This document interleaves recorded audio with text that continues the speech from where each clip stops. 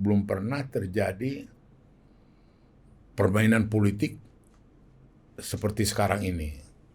Miskinnya keterus-terangan, inflasinya bohong, gitu loh. Mudahnya memutarbalikkan, dan kemudian menyederhanakan itu dengan tuduhan drama. Disambar petir, awas, jangan main drama, terlampau banyak drama, drakon. Yang drakon siapa? Yang bikin drama siapa? Sutradaranya siapa?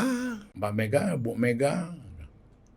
Kami tidak lagi ke Ganjar, kami ke Prabowo. Saya pikir Mega juga pasti setuju, gak akan membantah. Aku ajari dia ngelawan, gitu loh. Mungkin dengan dengar apa ini podcast ini marah kali Mega sama gua. Kau rupanya kasih inspirasi.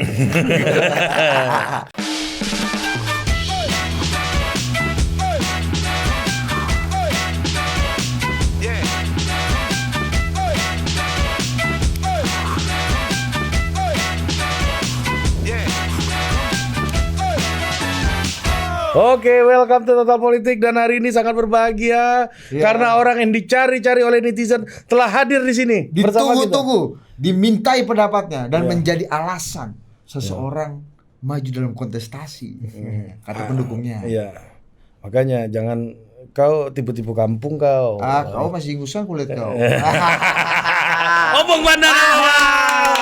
Opung Panda. Merdeka. Ini kita kok teriak merdeka tapi kok pakai sarung? Iya. Merdeka itu, sarung itu simbol kemerdekaan. Betul. Ya kan? Bahwa dengan sarung kita merasa lebih adem dan lebih bebas dan merdeka. Ya, karena kemerdekaan adalah esensi dari kemajuan sebuah bangsa. Ingat nggak? Iya. Perjuangan kemerdekaan. Hubul watul minal Iman. iman. Wah, Perjuangan itu 10 November kan? betul. Ya, Opung juga, sarung Opung paten juga tuh. Iya. Apa? Ini identity juga nggak, Bung? Kan tadi merdeka sama sarung tuh ada jambungannya nggak, Bung? Bukan identity aja, hampir di seluruh daerah di Indonesia ini sarung ini multifungsi, banyak gunanya gitu loh. Bisa mengganti celana, ya kan? Bisa mengganti selimut, bisa seperti jaket, ya kan? Seperti shawl. Bisa mengganti kelambu juga kan. Iya, jadi betul-betul ini betul-betul sarung itu bagian daripada budaya kita, gitu loh. Dan di banyak daerah ini malah jadi semacam satu kewajiban, keharusan. Oh, di Sumatera Utara ada pakai sarung juga, Oh Bung? iya dong, itu menjadi satu keharusan, artinya sudah sangat akrab gitu loh, sudah sangat biasa gitu loh. Dan apalagi kalau orang Batak, ya kan, sarung itu kan, jadi gini, kalau dia ada kerja, kondangan atau ada apa, atau ada lagi acara pesta segala macam, yang pakai sarung ini di pinggangnya itu pesuruh, boru. Nggak muat aku, Bung. Jadi boru itu. Di pinggang. Di pinggang. Oh, Ya, dipakai. Ya. Nah, di pinggang dia siap untuk kerja. Itu kodenya gitu loh. Nah, kalau ditaruh di sini dia levelnya bos lah. Ini berarti bos dong. Iya, kalau ditaruh di gini ya. Tapi kalau ditaruh di sini dia tukang ambil piring, ambil makanan. Eksekutor lah, eksekutor. Gitu. Ya, kalau di lehernya operator. Jadi terus ketahuan tuh Batak ya. Di tempat apa saya. Stratanya diperlihatkan dengan Dari cara memakai sarung. Cara memakai sarung. Oh, memang sarung ini menjadi bagian dari denyut kebangsaan kita. Iya, betul. Betul. Iya. Jadi kalau dalam satu pertemuan pesta Batak, oh ini pakai sarung di pinggang, oh ini bagian kerja ini. Bisa kita suruh nih. Kita angkat kursi, mana piring, mana tambah nasi, tambah itu. Dan siap itu. Mereka itu siap. Jadi biasanya mereka ini posisi daripada anak mantu. Gitu loh. Kalau kaum sarungan itu gimana, Bung, kaum sarungan? Nah, itu populer dulu dalam pertarungan politik itu menjelang tahun 70 lah. Jadi untuk memisahkan kekuatan nasionalis dengan kekuatan agama, Hadi Subono waktu itu mempopulerkan, dia ketua PDI, akan berhadapan dengan kaum sarungan. Marahlah NU, marahlah apa yang Masyumi segala macam gitu loh. Itu sangat populer dulu itu, kaum sarungan. Jadi jauh sebelum partai difusikan. Oh, berarti Jadi, masih PNI dong, Bung? Iya, PNI, Masyumi, NU, jadi Murba, Partai Katolik, partai gitu. Parkindo ya. Nah, dipopulerkan Hadi Subono lah itu, yang kita lawan, kita hadapin ini kaum sarungan, ngamuk, kayak kaum sarungan gitu loh. Dia mengepakan simbol kaum sarungan itu berarti kalangan yang dari agama, gitu loh. Dan lebih tradisional, gitu Iya, ya, Islam yang tradisional gitu loh, Bung ya. Dan ini sarung kita ini Betul. Dari sarung mangga. Sarung mangga, betul. Sarung mangga ini. Dan sarung mangga ini udah jadi top of mind juga buat Ya. udah bukan hanya milik kaum sarungan, Betul. tapi buat masyarakat Indonesia hari-hari ya kan, Bung ya, Iya, buat iya, orang iya. politik juga jadi identiti Sebenarnya tersendiri. sarungan itu simbol, Iya. simbol daripada politik dari kaum agamawan yang berpolitik, yaitu sarungan. Tapi kalau politisi setiap tiap masa-masa pemilu selalu beli sarung, Bung. Iya. Apa? Oh iya. Toko-toko sarung tuh kebanjiran order, Bung. Selain iya. itu kan namanya sablon baju. Yang terasa familiar kan sarung Iya. di hampir semua suku. Karena tadi itu, Bung ya, bisa dipakai buat macam-macam occasion. Multifungsi. Ya, makanya orang tuh jadi bangga bersarung mangga ini kan. Ya, bangga bersama mangga. Emang Gitu. top sarung mangga ini. Iya. Tapi kan kalau tadi kan sarung ini identik dengan Muslim tradisional lah, dan itu Indonesia banget. Tapi Opung bilang orang-orang Batak juga hari-hari pakai sarung, bahkan melihat strata sosialnya lah kurang lebih pekerjaan tuh dari sarung. Kalau kelompok nasionalis sendiri sama sarung seberapa akrab atau itu memang sebenarnya menjadi berjalan? dipolitisir. Jadi apakah nasionalis agamawan, tapi dengan sarung paling netral. Oh. Toh juga nggak bisa diblokkan itu. toh kampanye butuh sarung semua kan, Opung. Iya. Dan kemudian juga pada waktu itu ada konflik supaya lawannya itu jelas identitasnya, disebutlah kaum sarungan. Untuk memisahkan. Oke. Gitu. Jadi apa isu terkini nih? Nah itu dia tuh yang menarik tuh, belakangan ini tentu saja kan ada yang nangis kemarin, anak buah lagi salah, rekan separtai Opung, Kadernya Opung. kader Opung.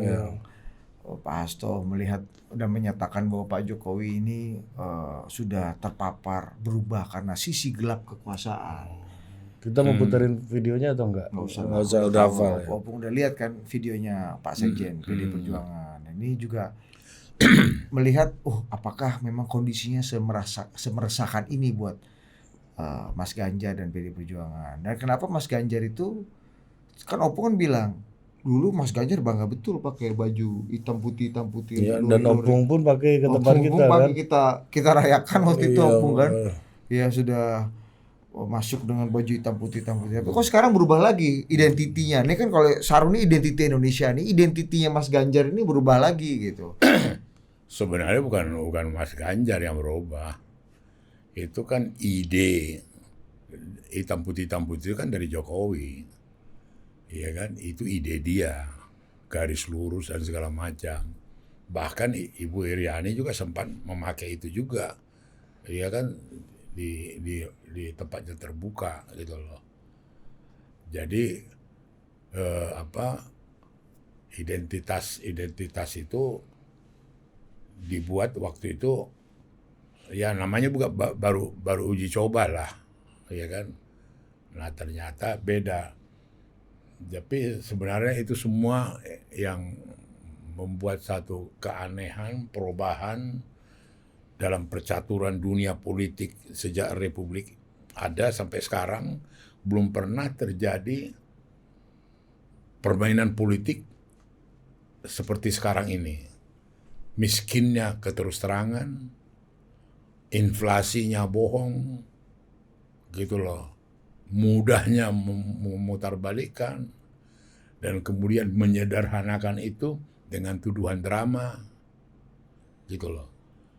Jadi itu sebenarnya pikiran saya yang bergaul dengan cukup lama dengan Mas Jokowi dan juga cukup lama dengan Mega. Saya tahu karakter-karakter mereka. Terbayang saya Jokowi datang ke Mega. Bu, saya mau jadikan anak saya calon wapres. Saya mau kasih tahu ibu, ya biar ibu ini setuju. Dengan siapa? Mas Jokowi. Dengan Prabowo.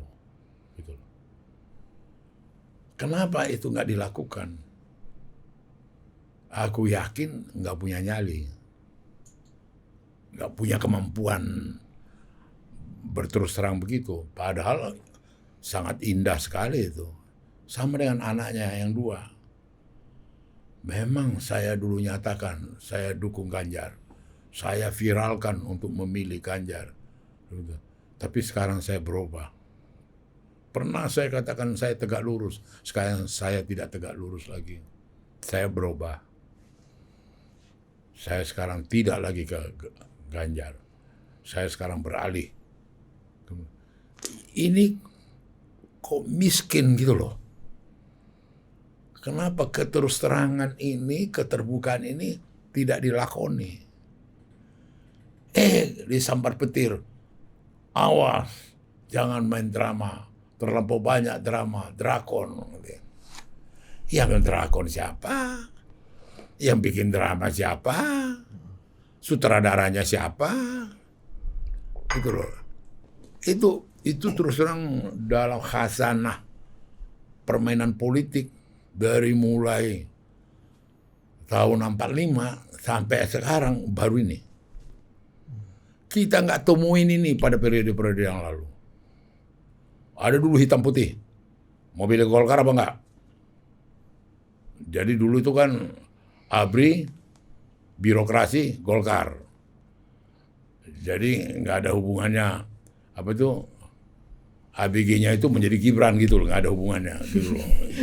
Kita juga kepikiran tadi ya. ABG itu Gibran. Dulu itu ABG.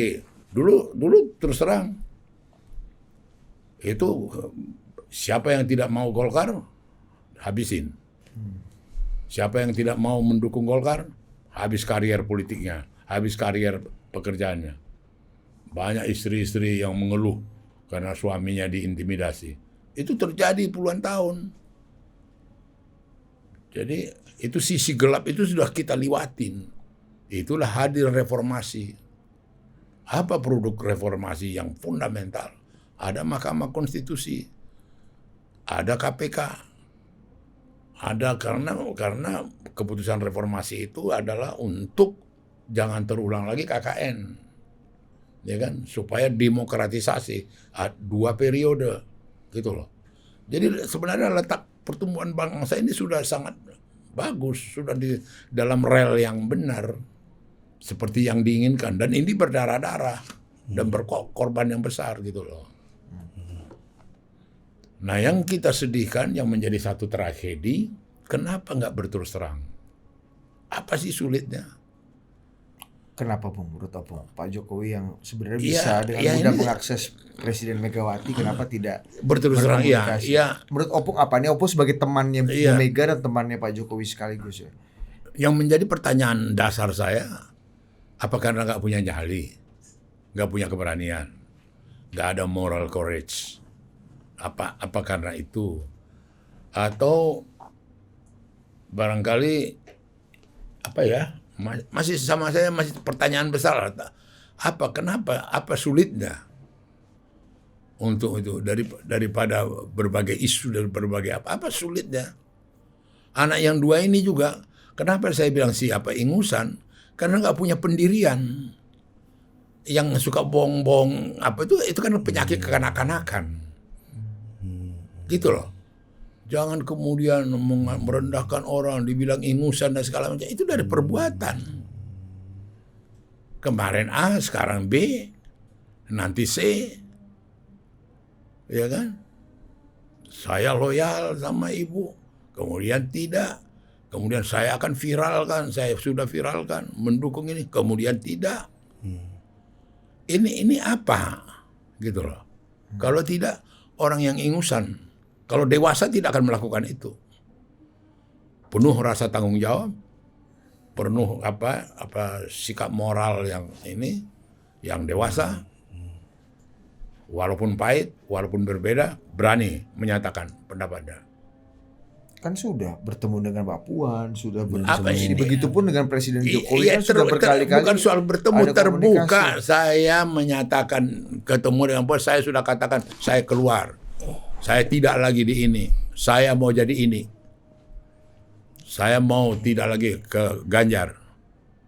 Saya kayak nggak ada pernah aku dengar itu. Orang aja mengambil kesimpulan. You know. Oh berarti dia tidak ini. Orang ambil kesimpulan. Itu yang saya bilang. Padahal keterus-terangan dan keterbukaan itu kan sangat sehat. Dan itu sangat edukatif, sangat mendidik. Gitu loh. Kenapa kita... Berarti selama ini ada gerakan yang tidak terbuka dibuat sehingga nama Mas Gibran menjadi cawapres, atau memang keputusan Mas Gibran ini last minute? Iya. Ya. Artinya banyak yang bilang ini tenaga dalamnya Pak Jokowi yang terakhir. Kartu terakhirnya. Iya. Upaya untuk mengkompromikan dengan Ibu Mega sudah dilakukan berkali-kali. Bahkan ada yang mengatakan, Bung, detik-detik menjelang Ganjar Mahfud diumumkan, masih ada proposal untuk berkompromi dengan Bu Mega dan PDI Perjuangan dari Pak Presiden Jokowi. Berkompromi untuk ini Gibran ini betul-betul senjata terakhir, bahwa kalau kompromi orang, Mas Ganjar sama ini, atau Mas Ganjar kembali ke sini, Pak Prabowo nanti sama ini. Kompromi dalam artian Pak Jokowi ingin Bu Mega mempertimbangkan masukannya untuk jadi wakilnya Mas Ganjar gitu. Betul.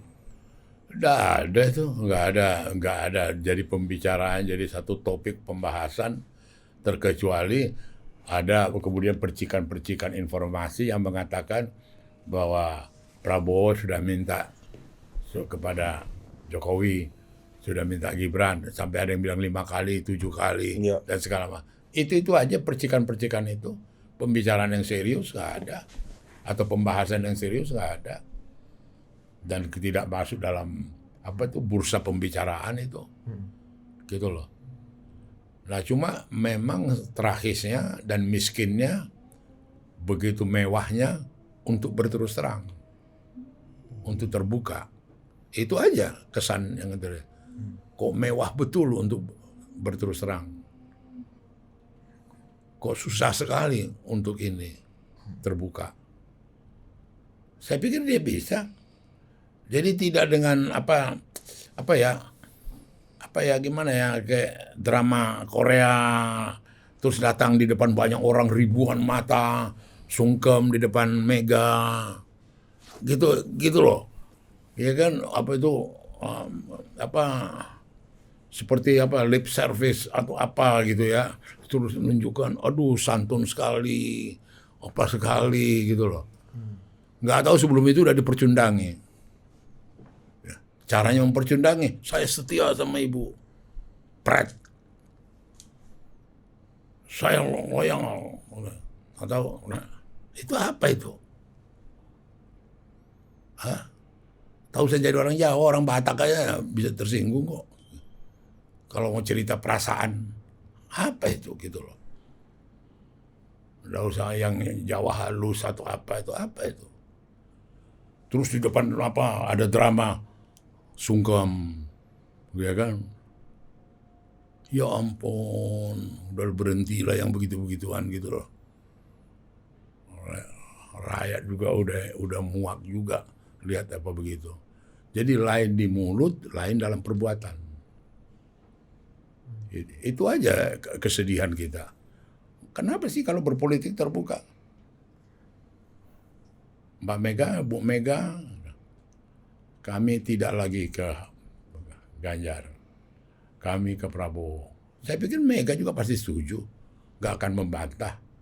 Kok begitu? Atau protes? Enggak juga. Ya lah.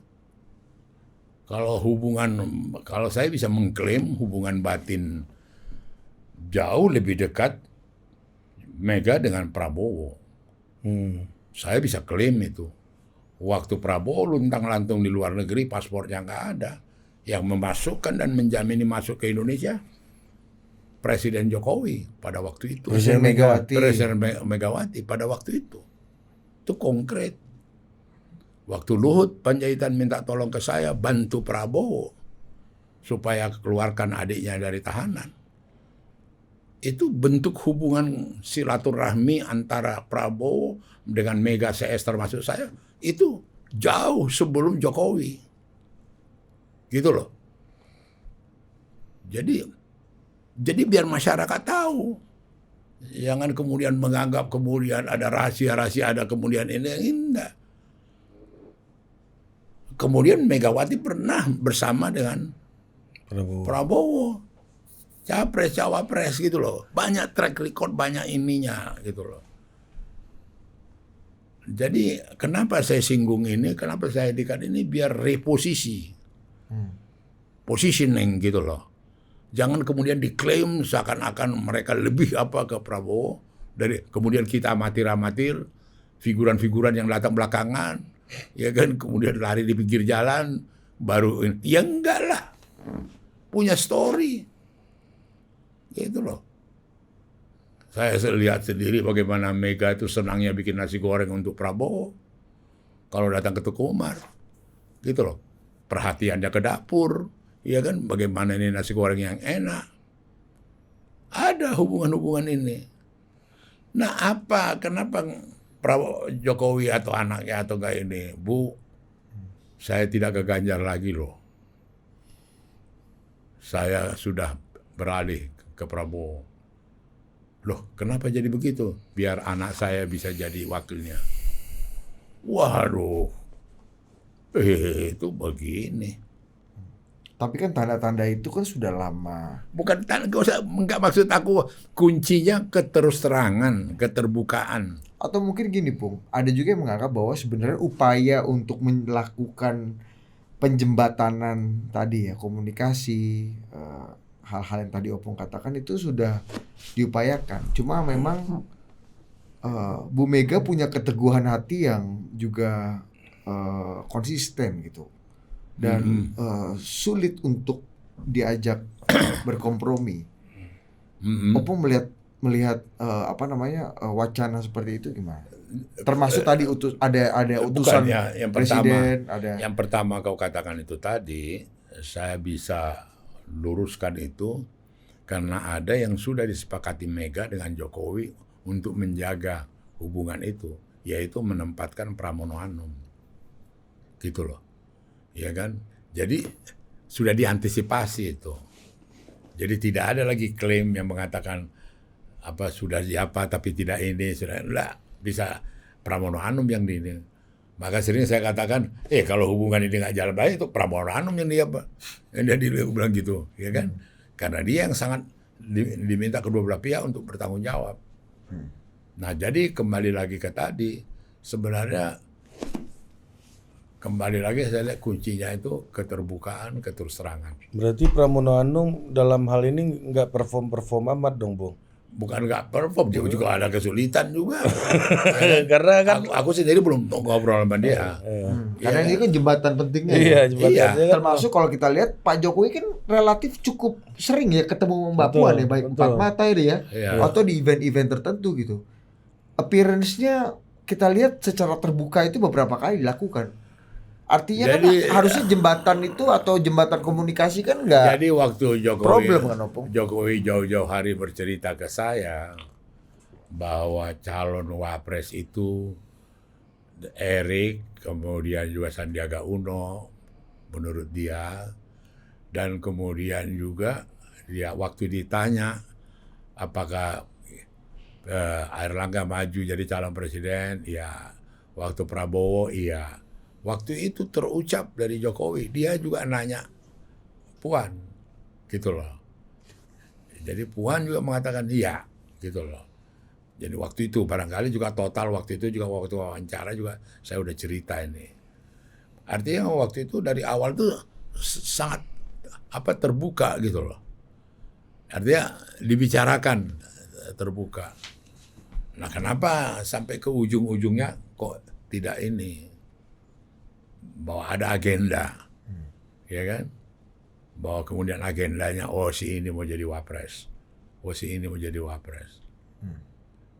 Dan kemudian juga kalau kita lihat dari caranya siapa, caranya Mega, dalam menunjuk baik presiden maupun wapresnya tidak heboh-heboh amat, tidak gerasa gerusu seperti yang lain-lain, ya kan? Seperti siapa tiba-tiba meloncat Caimin, tidak lagi dengan siapa Prabowo gitu loh. Atau heboh macam mana membahas siapa wakilnya Prabowo cukup lama kayak gitu loh. Tapi kok buat di Mega sendiri sangat smooth, termasuk juga waktu memilih siapa, memilih Mahfud, ya kan?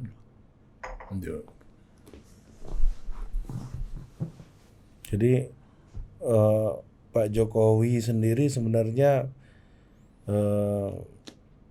dari awal proses ini terlibat berarti Opung ya? Saya yakin terlibat. Enggak, maksudnya kalau misalnya diberikan ruang bicara dan ruang decisif gitu ya, yang sangat lebih menentukan gitu kan? Di koalisi PDI. Di koalisi PDI ya buat apa Pak Jokowi untuk sekarang langgamnya lebih ke Prabowo gitu, yang mana ada anaknya di situ gitu. Ya buat apa kalau memang ruangnya di sini besar untuk Pak Jokowi gitu. Artinya ini adalah akses aja ya. Iya, akses dari ruang yang tertutup ya. Iya. Makanya tadi dari tembok-tembok yang dibangun di sekitar Bu Mega gitu. Makanya saya nanya, kalau Opung bilang jembatannya itu adalah Pak Pramono Anung, berarti kalau masih tebal tembok di sekitar Bu Mega kan artinya ini nggak perform ini jembatan gitu. Sebenarnya ya sangatlah tidak cocok, sangatlah tidak pas ada istilah tembok. Kenapa? Dari awal itu hubungan mereka berdua itu cair. Mega ini ada satu sifat. Jadi kayak kita dua, kalau di depan orang kayak saklek, kayak apalah kita dua. Tapi kalau kita berdua cair. Oh. Itu khas dia itu. Oh, yang beliau suka nanya ke Opung, cantik gak aku Pan? Nah gitu kan lagi berdua kan ya. Iya betul. gimana Pon lu apa nanya Bu Mega ke Opung soal cantik tadi gimana? Kalau kami pas lagi mau acara, pergi ke pesta, pas mau nasib mobil, ada apanya Mega, Pan, cantik nggak aku? Gitu kan. Terus Opung ngomong? Ya cantik lah. Tapi pas istriku jauh. Loh, artinya kembali lagi tadi yang diapakan itu, bahwa dia sangat dekat. Jokowi dengan dia juga hampir nggak ada barrier. Hampir nggak ada ini. Lihat itu bagaimana secara terbuka Mega katakan saya sampai nangis, tambah kurus, ya dibilang kodok, dibilang apalah, diejek-ejek lah segala macam. Itu bukan drama, itu ketulusan, keikhlasan dia, ya kan? Dan kemudian juga saya pikir nggak ada kulihat satu handicap komunikasi antara Mega dengan Jokowi. Nggak ada. Jadi kalaupun dipasang Pramono itu untuk mobilitas kecepatan apa saja itu. Kalau mereka berdua berjam-jam mereka di Batu Tulis. Kalau nggak di Bogor, kalau nggak di sana mereka, kalau nggak dia ke Teguh Umar. Banyak publik tidak tahu dia sering ke Teguh Umar. Nggak pernah terpublikasikan. Soal Mahfud MD ini Pak Jokowi terlibat nggak? Kalau memang tadi kata Ari selalu ada ruang, Pak Jokowi dilibatkan dalam penentuan keputusan penting di partai, penentuan Mahfud MD, tanggal dideklarasikan, tanggal mendaftar, jadi itu gini, hadir ketika presiden tidak ada semua, Bung. Jadi begini ya, ini adalah kadang-kadang memang seksi untuk didramatisasi dan kemudian aromanya yang spekulatif dan provokatif. Ambil contoh, waktu diumumkan di Batu Tulis Ganjar. Kemudian Jokowi dikesankan oleh pengamat-pengamat politik, Jokowi tidak dilibatkan, Jokowi tidak tahu. Padahal cerita sebenarnya 2 hari sebelum itu udah dipasang Ganjar di batu tulis yang punya hotline langsung dengan siapa? Si Jokowi, ya kan? Belum waktu itu diputuskan, belum itu diketahui. Ada persoalan internal yang sensitif di dalam, yaitu Mega belum memberitahukan kepada Puan, bukan Puan. Gitu loh, yang dipilih. Jadi bukan Puan yang dipilih, jadi Bu Mega mau Dia dikasih privacy waktu untuk dia jelaskan ke Puan. Gitu loh. Masa Mbak Puan nggak tahu sampai detik Bukan terakhir? terakhir tahu kemudian, tetapi ini butuh waktu, butuh ruang gitu loh. Nah ini dijelaskan kepada Jokowi oleh Ganjar, ya kan? Baru kemudian baru datang Jokowi. Nah terakhir soal Mahfud, dia lagi dinas dari Cina ke Riyadh, ya kan? Dalam perjalanan yang sudah terschedule. Nah ini juga sudah terschedule juga. Saya yakin ada komunikasi mereka, ada ini mereka gitu loh. Dalam hal ini artinya, tetapi kalau mau dramatisasi ya bisa aja. Kalau memang sudah niatnya sudah nggak ini, wah disingkirkan, tidak diikutkan, Mahfud diputuskan, nggak sampai begitulah. Gitu. Tapi Pak Jokowi diajak ngobrol, Bang. Diajak ngobrol dong. Diajak turut mendukung dan memutuskan Mahfud itu, Pak Jokowi ikut andil nggak, Bang? Saya yakin dia ikut mengambil, dia tahu, dan kemudian apalagi ini kan Menko dia, apapun ceritanya lepas daripada secara normaliter dia dikasih tahu. Gak mungkin dong nyelonong setingkat Mega atau Pramono segala macam tanpa dia tahu. Gak masuk di akal gitu loh. Jadi yang membuat reaktifnya PDI belakangan ini dengan Gibran, dengan keputusan MK, ya kan, itu berarti lebih ke apa, Opung? Lebih ke kaget, terkejut, atau nggak menyangka seperti Opung bilang tadi, nggak terbuka, atau memang marah atau gimana sih? Meskipun kaget tidak, terkejut tidak, marah tidak. Cuma yang ada nambah ilmu. Bener. Gimana? Nambah pengetahuan. Kau juga kan pernah bersahabat. Tiba-tiba ada kelakuan sahabat kau yang tak pernah kau perhitungkan. Loh, Nah, tinggal kualitas persahabatan kau itu. Kalau rendah, kecewa. Ya kan, kualitas persahabatan. Tapi memang berkualitas tinggi, diajarin gua nih, tambah pengetahuan gitu loh. Ilmu naik. Ya, ilmu naik. Kayak ilmu tipu itu, Bang, ya. Ada 3 ilmu tipu, Opung gimana? Siapa menipu siapa gitu loh. Ya kan? Apa? Kalau kau sering menipu, kau ditipu, biasa. Gimana, Bang? Kau tidak pernah nipu. Kau ditipu. Ya kan? Iya. Itu nasib. Nasib dong. Gua nggak pernah nipu, ditipu. Kau biasa nipu, ditipu, sakit. Iya. Ya sakit lah. Gua biasa nipu orang, gua ditipu pula lagi, sakit. Ada lagi yang ketiga, nikmati ditipu. Kalau konteks PDI ini dari yang 3 itu yang mana? Udah mulai yang ketiga. Ya udah jelas. Nikmati ditipu. Iya, kita nikmati. Pelajaran baru. Ini. Diam-diam berupaya langsung menjadi cawapres.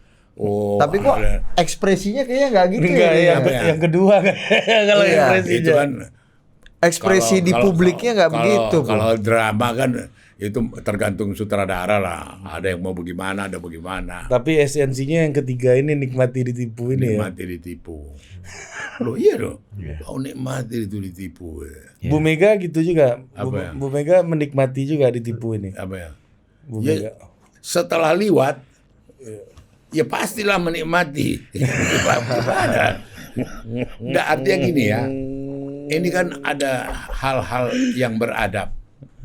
Ada namanya yang moralitas. Ada yang namanya budi pekerti. Ada yang kemudian ada tatanan-tatanan kita sebagai orang Indonesia yang dibilang kita bangsa yang luhur. Ada tatanan-tatanan itu. Gitu loh. Dan dalam konteks koneksi, kalau saya belajar dari orang Jawa, dalam hubungan itu ada yang bilang mikul dhuwur mendam jero.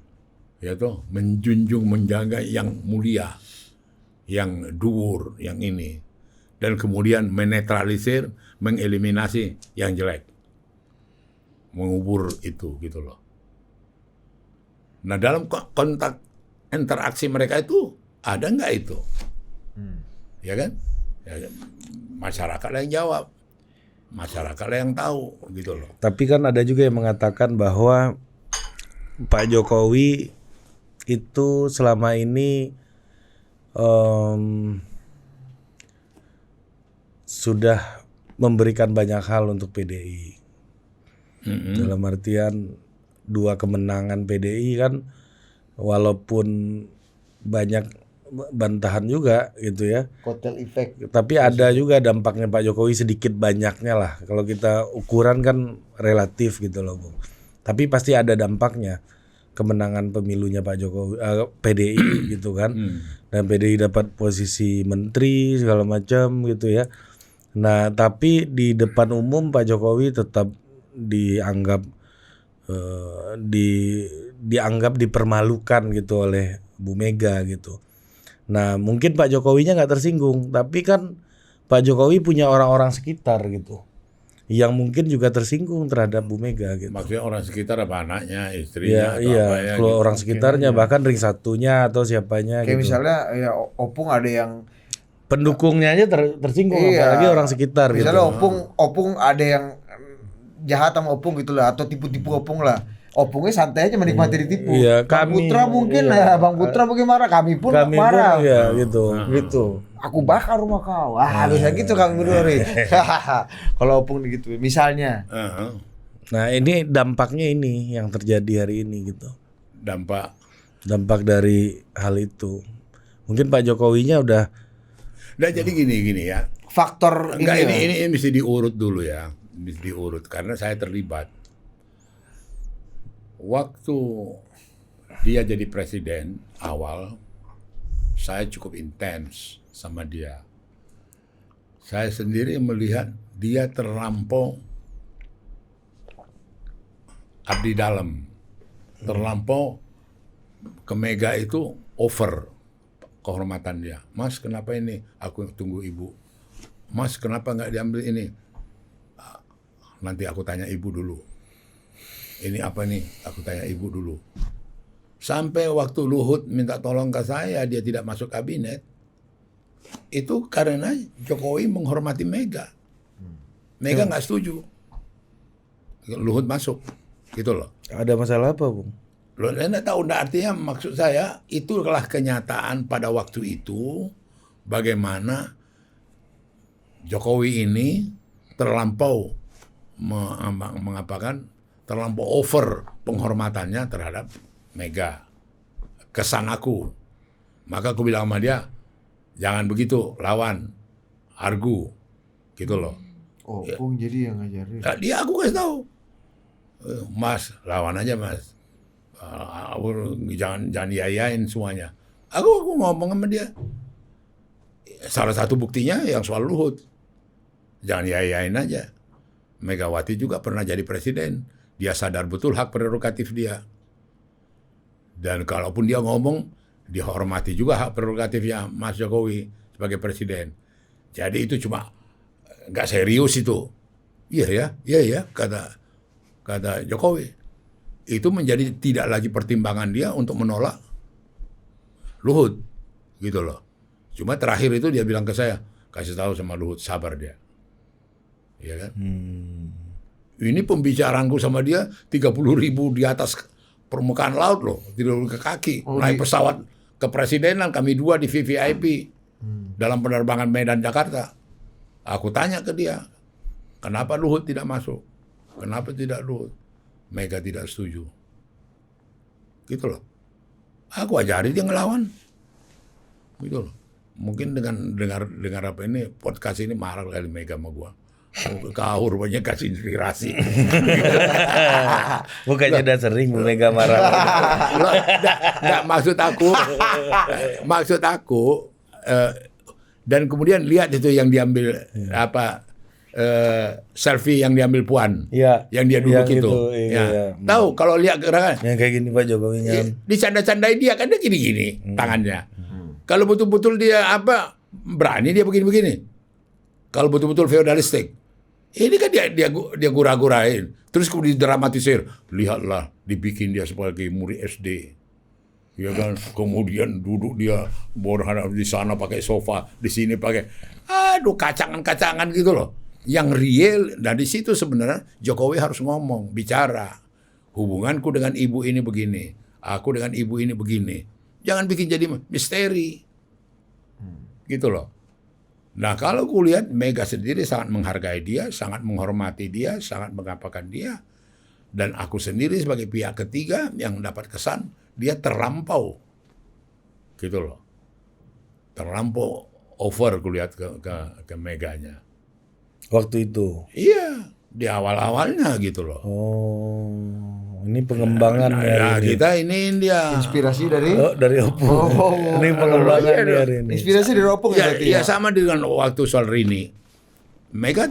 Jokowi tahu itu waktu soal Rini, yang fraksi sampai fraksi menolak Rini di DPR, nggak mau ini supaya Rini diganti. Dia kan nggak copot. Dia kan nggak ganti Rini, ditunggu sampai selesai. Gitu loh. Jadi nggak semua dibilang engge sama Mega, enggak lah. Jokowi mau Rini, terus walaupun dia tahu nggak ini, dia lakonin juga. Gitu loh. Cuma ini menjadi bahan pembicaraan, pembahasan. Kuncinya kalau kita lihat karena ketidakterbukaan. Karena terus terangan. Menurut Opung, apakah itu 100% salah Pak Jokowi atau Bu Mega juga punya kontribusi dalam mentoknya komunikasi bukan soal salah, nggak salah ini. Nggak salah. Ini potret realita yang sebenarnya perlu ada 1, 2, 3 gitu loh. Misalnya gini Pu, aku pengen minta ke Opung, kita harus komunikasi nih. Akunya ngejar-ngejar Opung, Opungnya nggak mau terima aku. Ujung-ujungnya nggak komunikasi dua barang ini. Betul. Apakah memang hubungannya? Apakah memang Opung melihat nggak ada inisiatif dari keduanya, atau salah satu ada yang inisiatif, satunya menolak, atau ada apa, Pong? Ini kan dua orang yang sudah lama sekali berhubungan, saling mengerti. Tadi kata Opung sudah sangat nyaman, seperti kita senyaman kita pakai sarung mangga ini kan, ya. Sarung mangga top. Bangga bersarung mangga ini kan. Karena orang makin nyaman harusnya makin enak, makin terbuka, makin merdeka dalam berbicara. Iya. Ya tinggal ini kan kemudian nggak bisa lepas daripada pembawaan pribadi dong, kepribadian orang kan. Ada kan terus terang apa begitu. Ini kan kembali lagi ke soal karakter. Soal cara pembawaan. Jadi, tapi saya terus terang melihat tidak ada satu kekhawatiran, tidak ada sesuatu yang aku was-was atau komunikasi mereka. Sejauh yang saya tahu komunikasi mereka berjalan baik. Sejak yang saya tahu. Bahkan di situasi krisis politik seperti yang terjadi belakangan ini. Iya, kalaupun dikatakan ada ketersinggungan keluarga atau ketersinggungan anaknya diperlakukan, suaminya diperlakukan, maka ibu dia tersinggung. Itu kalau saya berani mengatakan kalau ada ketersinggungan itu terus terangannya tidak proporsional. Kalau dikatakan ketersinggungan itu terus terang karena tinggi hati. Ya, dan juga masalah orang sekitar tersinggung, kuncinya tetap ada di Pak Jokowi kan. Iya. Makanya saya sebagai orang yang ngamatin politik, Opung, saya selalu nggak terlalu hirau dengan faktor belakang layar. Karena pada akhirnya yang depan layar juga yang mutusin kan. Iya. Ya sebagai kenyataan politik nih. Kalau prosesnya buat kita gosip-gosip cerita-cerita ya ayo aja. Betul. Tapi baik buruknya itu tetap decision ada di depan layar kan. Iya. Resiko dan victory ada di depan layar. Iya, betul.